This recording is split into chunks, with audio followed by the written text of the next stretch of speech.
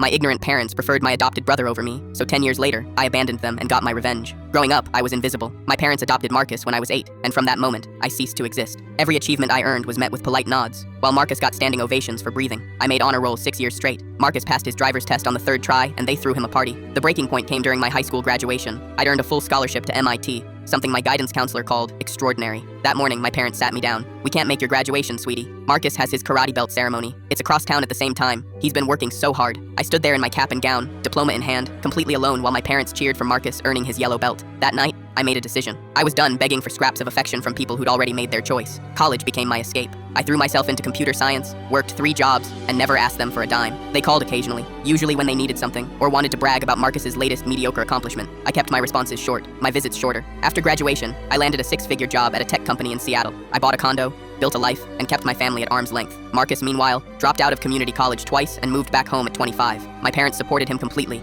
paying his bills while he found himself. Then came the call that changed everything. Dad's voice was strained. "We need to talk about something important. Your mother and I are getting older. We're updating our will. Of course, you and Marcus will split everything 50-50. Something about his tone made me suspicious. I hired a lawyer to pull the existing will. What I found was devastating but not surprising. The house, the savings, the investments, everything went to Marcus. I received a single item, my grandmother's costume jewelry worth maybe $200. The note attached read, "We know you're successful and don't need help. Marcus needs the stability and support to thrive. We trust you'll understand this is what's fair." Fair. That word echoed in my head for days. Then I remembered something. 10 years ago, when I was 19 and desperate, I'd co-signed my parents' mortgage refinance. They'd needed my excellent credit score after Dad's bankruptcy. I was the only reason they still had their house. I called my lawyer. "Is there any way to remove myself as a co-signer?" After some digging, he found a clause. If the primary borrowers demonstrated financial irresponsibility, or if the co-signer's financial security was threatened, I could petition for removal. But there's a catch, he warned. If you're removed and they can't find another co-signer, the bank will likely foreclose. I thought about 18 years of being second choice, about graduation day, about a will that erased me completely. I signed the papers. 3 weeks later, my mother called hysterical. "What did you do?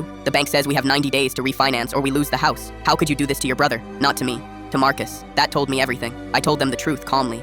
"You wrote me out of your will. You chose Marcus over me for 18 years. I'm simply choosing myself now. Find another co-signer. Maybe Marcus can help since he's getting everything anyway." The silence was deafening. They couldn't refinance. Dad's credit was destroyed. Mom had never worked, and Marcus had no income. They begged me to reconsider, suddenly remembering I was their daughter. They promised to change the will, to make things right. I let them keep begging for 60 days. Then I made an offer. "I'll buy the house from the bank after foreclosure. Market value. You can rent from me if you'd like." They refused out of pride, called me vindictive and cruel. Marcus sent me paragraph after paragraph about family loyalty. I bought the house for 40% below market value.